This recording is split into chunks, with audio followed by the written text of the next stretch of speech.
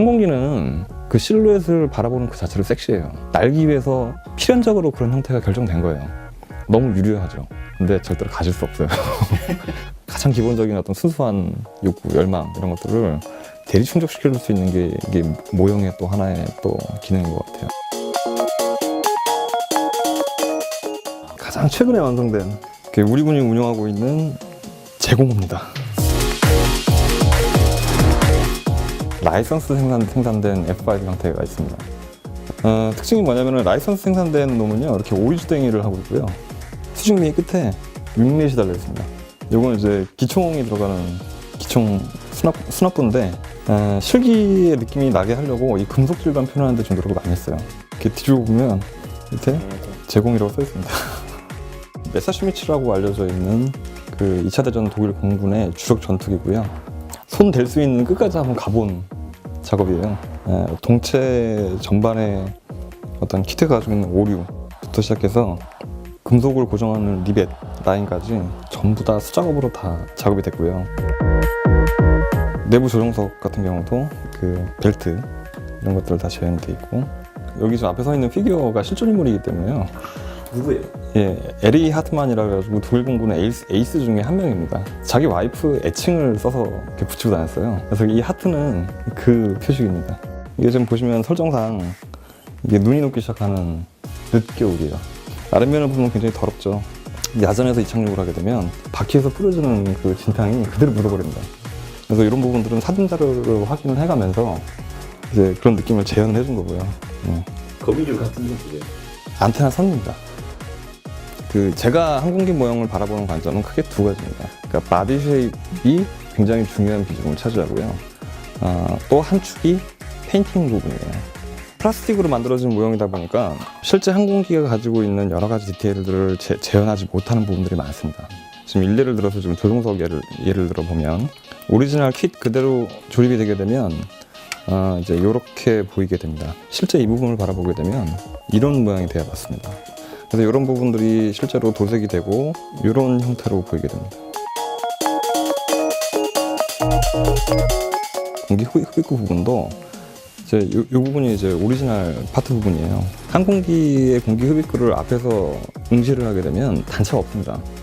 그러니까 이런 부분들을 해결하려고 하면 과격한 수술이 들어가요. 다 절단해내고 새로운 부품들을 모두 다 교체를 해버리게 돼요. 실제감이 극에 달할 수 있도록 그런 부분들을 다 재현해 주는 거죠. 항공기가 가지고 있는 이런 디테일들이 시대, 그 다음에 장소, 어떤 역사적인 사건 이런 것들하고 다 얽혀있기 때문에 다 같을 수가 없어요.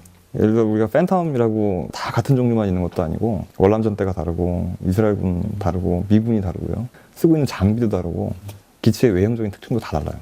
사실 그래서 에어로 모델 하나만 붙잡고 있어도요 할 게 너무너무 많아요.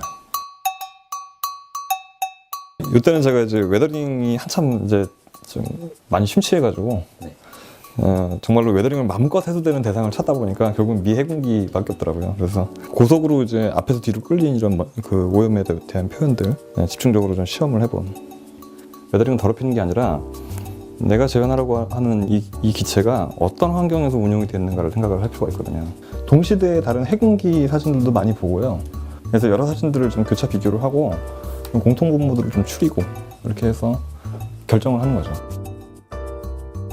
이스라엘군의 F-15 구형입니다. 미국 해군이 운용하는 함상기들처럼 기름때나 염분에 침식된 형태하고 사막에서 굉장히 건조한 기후에서 흙먼지들에 침식되는 거하고는 좀 양태가 다르기 때문에 그런 데서 좀 차이를 두려고 좀 노력을 많이 했어요. 기수 쪽에 항공 전자장비 베일을 한쪽을 열었습니다. 이제 미사일 쪽 뒷부분 한번 봐주십시오. 잘 보시면 하얀색 캡이 있고요. 그 바깥에 빨간색 링이 있고요. 그 위에 다시 금색 링이 있고요. 실제 사진 보고 그대로 도색을 한 겁니다. 다른 건 다 포기하더라도 조종석 부분은 제가 굉장히 신경을 많이 써요. 도색을 통해서 좀 더 실제감을 올릴 수 있도록 좀 노력을 많이 하고 있죠. 낮은 곳, 높은 곳의 그런 명암 차이를 얼마나 잘 핸들링 하느냐에 따라서 이게 눈에 잘 익힐 수도 있고 아닐 수도 있거든요. 처음 하실 때부터 비행기 전투기 시작하실 때? 군복무를 공군에서 했습니다. 1회, 2회 서울 에어쇼를 제가 직접 공사를 했던 경험이 있기 때문에 세계 각국의 유수의 항공기들을 그때 다 봤어요. 현장에서 바라보는 항공기는 섹시한데다가 파워풀해요. 정말로 파워풀해요. 정말 초창기에 작업했던 졸작 중에 하나입니다. 우리 육군이 지금 보유하고 있는 UH-60P형입니다. P형. 이게 내부에 의료 구호 장비가 만들어져 있어요. 100% 수작업이에요. 요거는 뭐냐면 융커스 52, 그러니까 수송기입니다. 요거는 2차 대전 당시에 독일군이 그 크레타섬을 공습할 때 그때 썼던 수송기예요. 국정 마크부터 시작해서 기체 번호까지 100%다. 이거는 스테인실 도색을 한 겁니다. 일체감이 더 높죠, 굉장히. 융커스 항공기의 특징이 이 골판지 같은 이 표면, 이게 굴곡의 높낮이를 표현하는 데 집중을 좀 많이 했어요. 국내에서는 아직도 이게 프라모델이라는 용어를 쓰는데 해외에서는 정식적으로 파인 스케일 모델이라는 용어를 써요. 정밀 축소 모형이다. 축적 그대로 줄여 넣어서 실물이 가지고 있는 특징을 잘 반영하고 있는 그런 모형을 만들려면 플라스틱 모델이 가지고 있는 어떤 한계, 이런 부분들도 조금 더 노력해서 좀 극복할 필요가 있다고 저는 생각을 합니다.